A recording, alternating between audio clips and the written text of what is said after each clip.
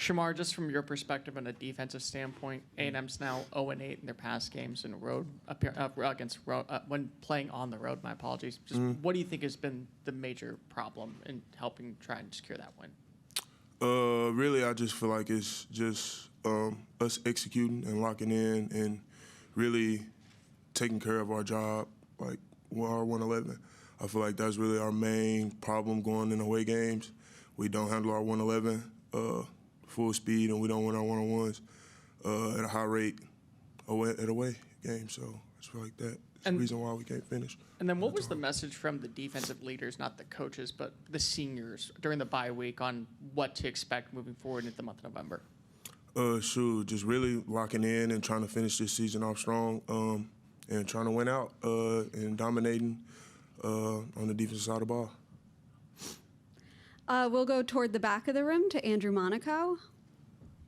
Shemar, I asked Trey Zune about this. On a Saturday, he doesn't have to face you and this defensive line. How prepared are you going up against Trey Zune and this offensive line every Monday through Friday? Man, I feel like I'm highly prepared going up against those guys. In practice, man, we compete at a high level, I feel like, and we get each other better day in and day out. So I feel like I'm highly prepared for our opponent each and every week. We'll go second row on the right side to Olin and then back to TV row. Yeah, Shemar, y'all been really good against the run most of the year, but y'all had some trouble against Tennessee. I asked this because, Ole Miss is really good with a rushing offense. So what was the issue against Tennessee, and do you feel confident that whatever it is that y'all have solved it? Yes, sir. Problem we had with Tennessee was really they brought out a different run game that we're not used to seeing, and I feel like a lot of the times we were just out of place, if that makes sense, not fitting the run correctly. I feel like that was really our main problem with stopping the run against Tennessee. I don't feel like it was a effort or toughness standpoint or anything like that. I feel like that was really like the main problem, just us being where we need to be each and every play. Should not be an issue then? Oh, no. Not moving forward, no, sir. We've been locked in and keying in on a lot of different runs a lot of teams will try to do and use, especially Tennessee's runs, because that's what they were successful with. So we've been locking in and really paying attention and trying to get right with those fits and stuff. We'll go back behind the lights in the middle to Tyler. Yeah, Shemar, going up against a dynamic offense like Ole Miss, how much responsibility do you guys as a defense take it to, slow down someone like that? How difficult will that be Saturday? I mean, that's a really good team down there in Ole Miss, and it will be a difficult task. But I feel like there's no offense that we can't handle in this country, and I feel like just getting them behind the chains early, slowing down that tempo is going to be a key factor into stopping that offense. What would you say the key has been, on the line and just the defense in general? What you guys have been able to accomplish this season and been able to do, putting pressure on all your opponents.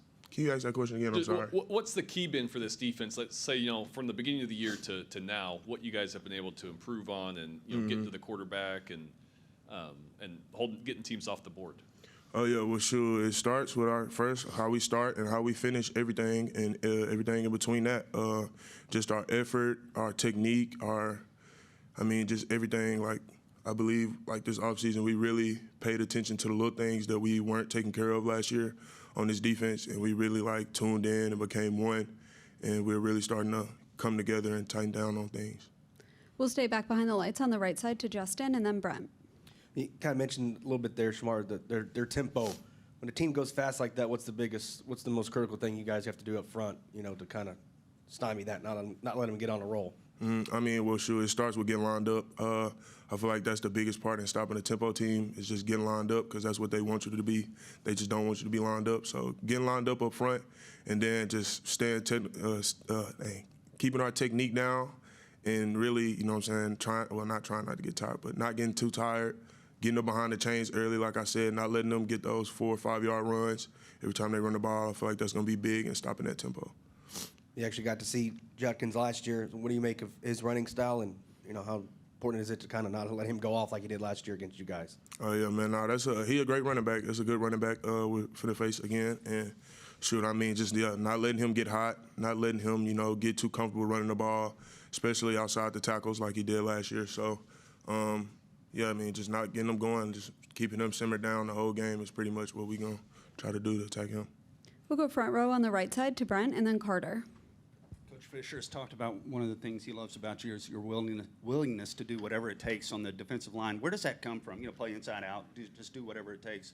Where does that love of the game and, like he says, you love practice and so forth, and things like that?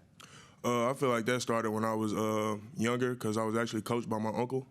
And, I mean, shoot, whatever he needed me to play, I played it, and it just carried on throughout my whole life. So, I mean, I'll do whatever it takes to win a football game. Like, it doesn't matter how I play here, there, like, wherever. Like, it doesn't matter. You said your uncle. Where were you coached by him, and what's his name?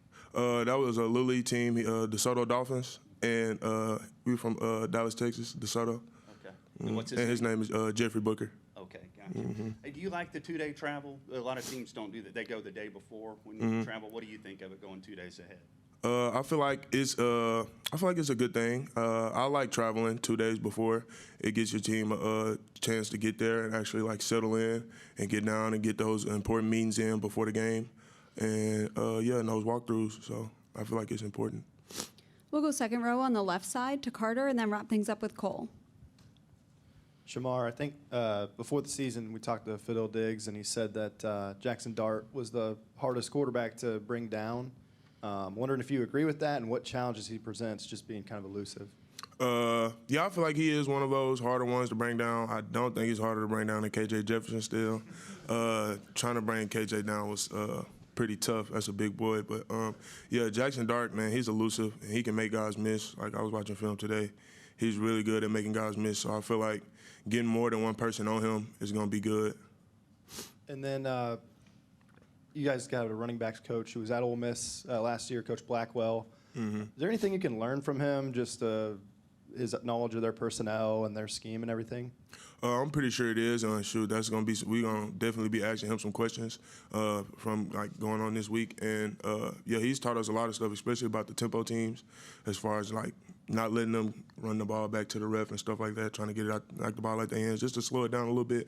Like little stuff like that is really important. We'll go front row on the right side to Cole. Shemar, is there any difference between playing at 11 a.m. or later in the day when you're on the road? On the road, yeah, waking up early could be tough sometimes, but I feel like you just got to get over that mental block because you got to play regardless. So I feel like it is a little bit tougher on away games, waking up early, but, I mean, it's part of it. And then when you look at what Ole Miss has added into the transfer portal, primarily at receiver, and how quickly they get the ball out, is that attentiveness to you guys to getting more pressure in the backfield at a faster rate? Oh, yes, sir. Even if it's putting offensive linemen in Dart's face, because they definitely have a good quick game. Just trying to get him off schedule, messing up the timing, putting offensive linemen in his lap. Just getting to him as much as possible, affecting how he throws the ball quick. All right, that's all we have. Thank you, Shemar. Thank you.